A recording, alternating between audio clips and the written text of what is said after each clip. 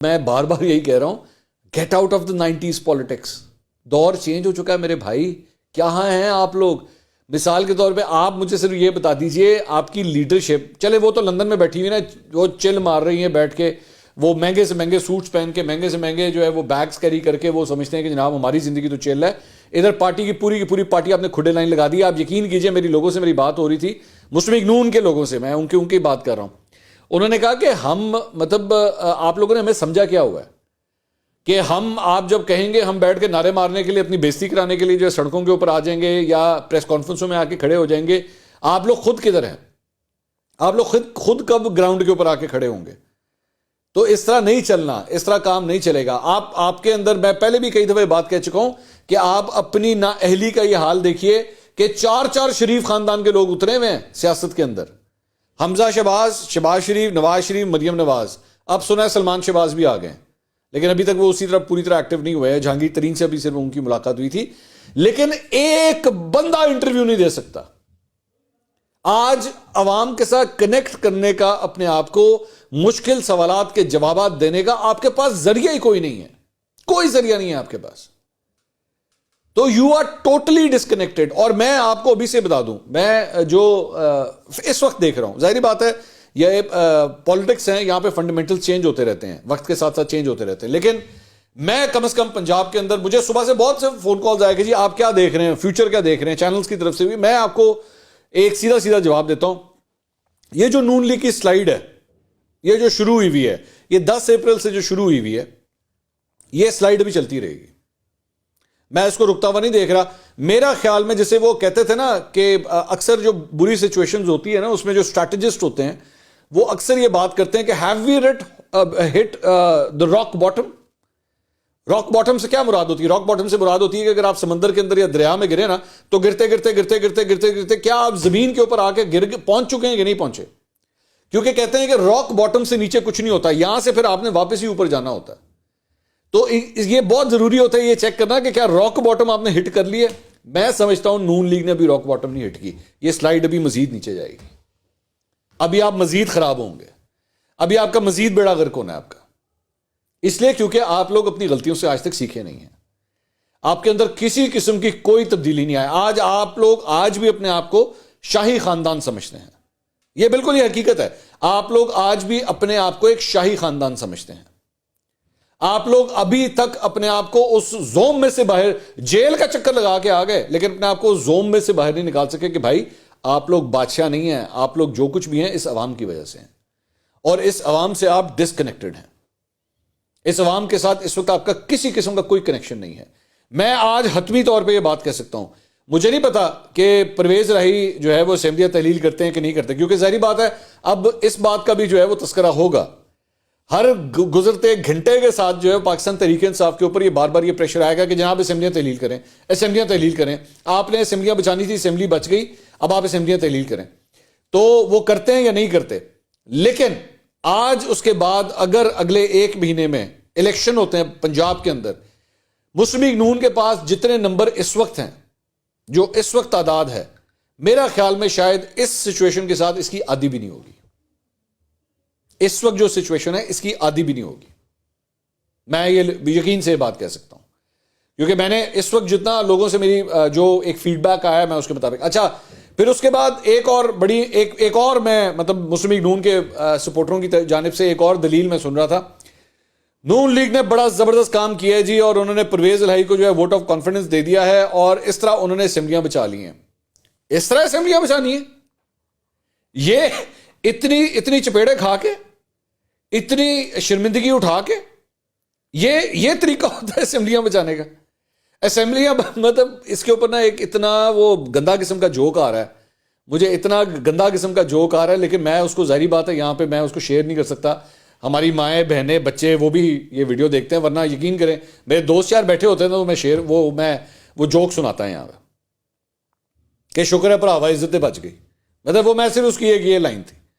تو آپ کے ساتھ جو کچھ ہو چکا. اچھا, دوسری بات یہ بھائی, اسمبلیاں اب وہ تحلیل کریں یا نہ کریں, آپ کے ہاتھ میں کچھ بھی نہیں ہے.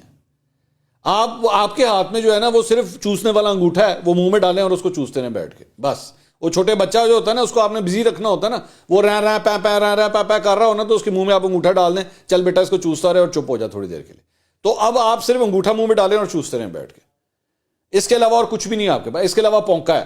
اب پاکستان تحریک انصاف یا پرویز علی اسمبلیاں توڑتے ہیں یا نہیں توڑتے, یہ صحافی جانے اور پاکستان تحریک انصاف جانے یا پرویز علی, آپ کا کوئی لینا دینا نہیں ہے, آپ کا کوئی لینا دینا نہیں ہے اس سارے پروسیس کے ساتھ.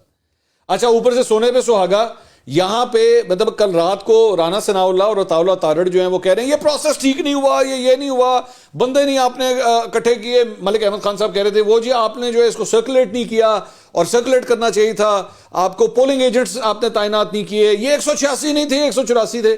وہ اگلے دن آج صبح جب کیس کی ہیئرنگ ہوئی ہے وہاں پہ لاہور ہائی کورٹ میں, وہاں پہ گورنر صاحب نے کہہ دیا جی وہ پرویز الہی صاحب نے اعتماد کا ووٹ لینا تھا اور میں مطمئن ہوں انہوں نے اعتماد کا ووٹ لے لیا. اے پہ یہ اے لو, کھایا پیا کچھ نہیں, گلاس توڑا 12 نے, بلکہ جیب سے بھی 10 روپے دے کے گئے. مطلب یہ والی سچویشن آپ لوگوں کی ہے. تو عمران خان صاحب سے زیادہ میرا خیال میں خوش قسمت آدمی کوئی نہیں ہے کہ ان کو اتنی نکمی جو ہے وہ اپوزیشن ملی ہے, اتنی نکمی. اچھا, پھر ایک اور رونا بھی میں نے سنا. میں چونکہ سوشل میڈیا کو نا مانیٹر کر رہا, آپ نوٹ کرتے ہوں گے میں زیادہ ٹویٹ نہیں کرتا آج کل.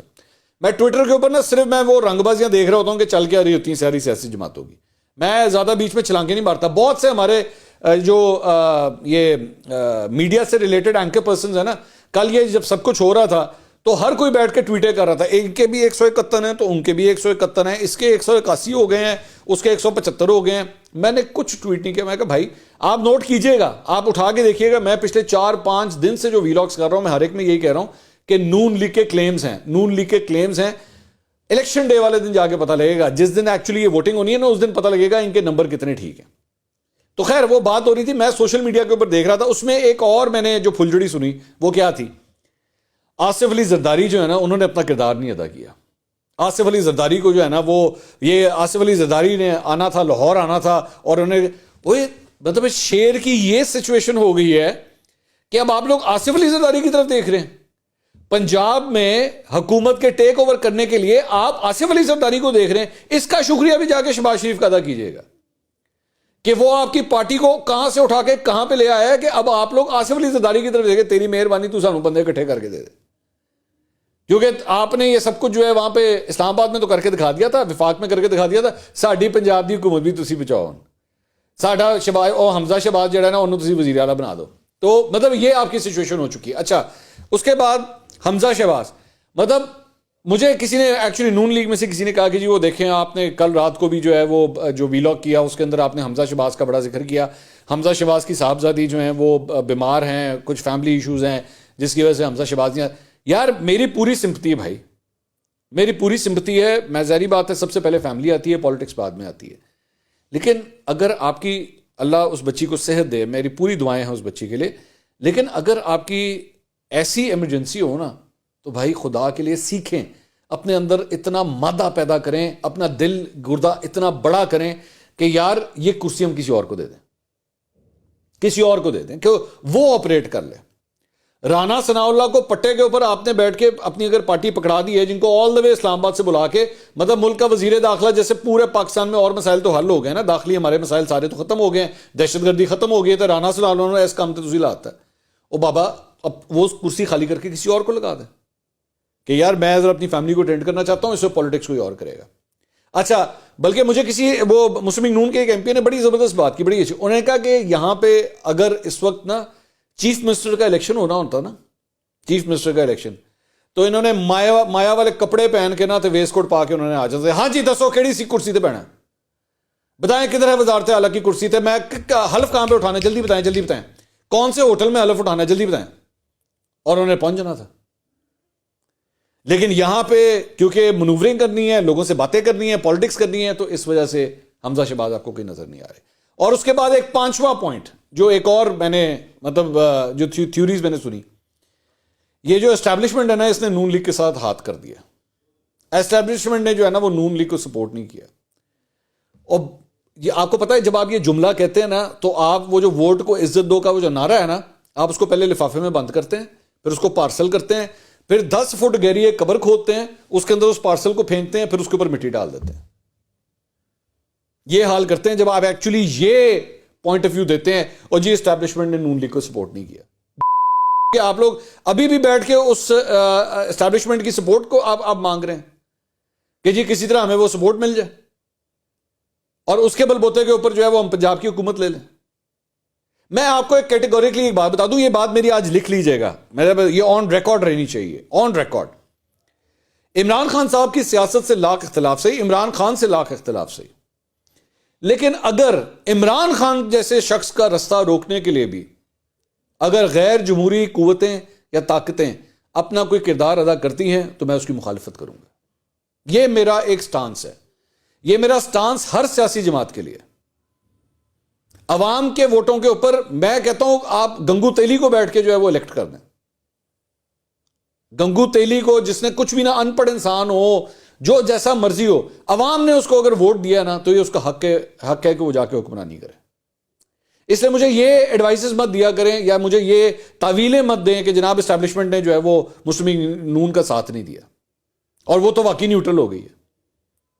اگر وہ نیوٹرل ہوئی بھی اور آپ کا ساتھ نہیں دے رہی تو اچھا کر رہی ہے، ایسا ہی ہونا چاہیے۔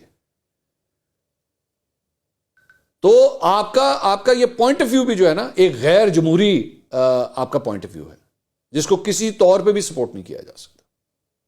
باتیں اور بھی بہت ہیں لیکن میرے خیال میں آلریڈی ویلاگ بہت زیادہ لمبا ہو گیا۔ اگلی ویڈیو میں دوبارہ ملاقات ہوگی۔ اللہ حافظ۔